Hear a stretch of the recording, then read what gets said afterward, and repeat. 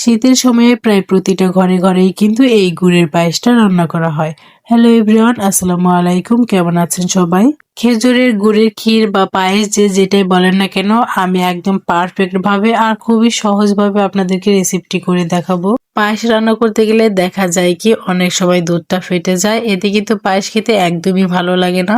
আশা করছি আমার আজকের এই রেসিপিটি ফলো করে আপনারাও যদি বাসায় এইভাবে একবার পায়েস রান্না করেন, তাহলে আপনাদেরও আর দুধটা ফেটে যাবে না আর পায়েসটাও খেতে অনেক বেশি মজা হবে। চলে আসলাম মূল রেসিপিতে। আমি একটা পাতিলে দুধ নিয়ে নিচ্ছি আর আজকে আমি এই পায়েসটা রান্না করব 1.5 লিটার দুধ দিয়ে।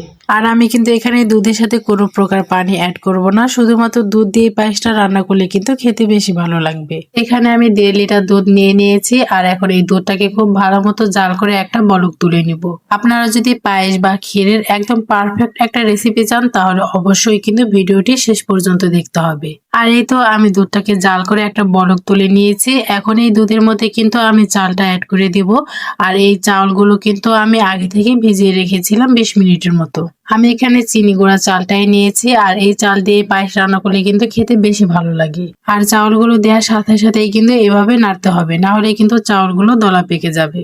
পায়েসটা কিন্তু একটু সময় নিয়ে আস্তে আস্তে রান্না করতে হয়, এখান থেকে সরা যাবে না, এরকম কিন্তু অনবরত বারবার কিন্তু নেড়েচেড়ে দিতে হবে। ফ্লেভারের জন্য 3টি এলাচ আর একটা তেজপাতা দিয়ে দিলাম।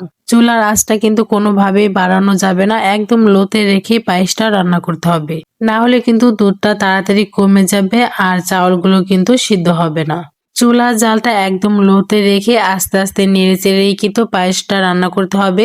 এতে দেখবেন দুধের পরিমাণটাও ঠিক থাকবে আর চাউলগুলো খুব সুন্দর মতো সিদ্ধ হয়ে যাবে। যে কোনো মিষ্টি খাবারে লবণ না দিলে কিন্তু খেতে তেমন একটা ভালো লাগে না, এই কারণে এখানে আমি অল্প একটু লবণও দিয়ে দিলাম। চাউলটা যখন 90% মতো সিদ্ধ হয়ে যাবে, সেই পর্যায়ে এখানে আমি খেজুরের গুড় দিয়ে দিচ্ছি।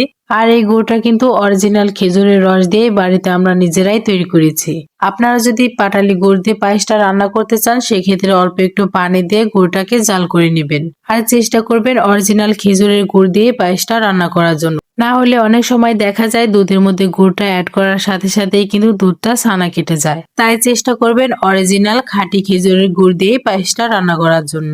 একটু কড়া মিষ্টির জন্য চিনি দিয়ে দিলাম, আপনারা চাইলে কিন্তু স্কিপ করতে পারেন। চিনিটা দেওয়ার পর কিন্তু চিনি থেকে কিছুটা পানি ছাড়বে। আমি আবার খুব ভালো করে নেড়ে চেড়ে দিলাম।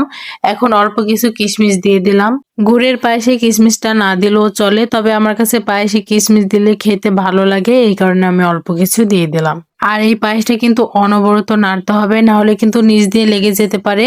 আর নিচ দিয়ে লেগে গেলে কিন্তু পায়েসটা খেতে একদমই ভালো লাগবে না। আমার পায়েসটা কিন্তু রান্না একদমই কমপ্লিট আর দেখতেই পাচ্ছেন কালারটা মাশাআল্লাহ কতটা সুন্দর হয়েছে। পায়েসটা এমন হালকা পাতলা অবস্থাতেই কিন্তু আমি নামিয়ে নেব। আর এই পায়েসটা কিন্তু ঠান্ডা হবার পরেও আরো কিছুটা ঘন হয়ে যাবে। আমি একটা বাটিতে নিয়ে নিচ্ছি আর আপনারা দেখে নিশ্চয়ই বুঝতেই পারছেন যে এটা ঠিক কতটা লোভনীয় হয়েছে দেখতে। খেতেও এত বেশি মজা হয়েছিল, এটা হয়তো আপনাদেরকে বলে বোঝানো সম্ভব না। আপনারা একবার হলেও বাসায় এইভাবে পায়েস রান্না করে দেখবেন। আর এইভাবে পায়েস রান্না করে আপনি যাকে খাওয়াবেন সেই কিন্তু আপনার অনেক বেশি প্রশংসা করবে।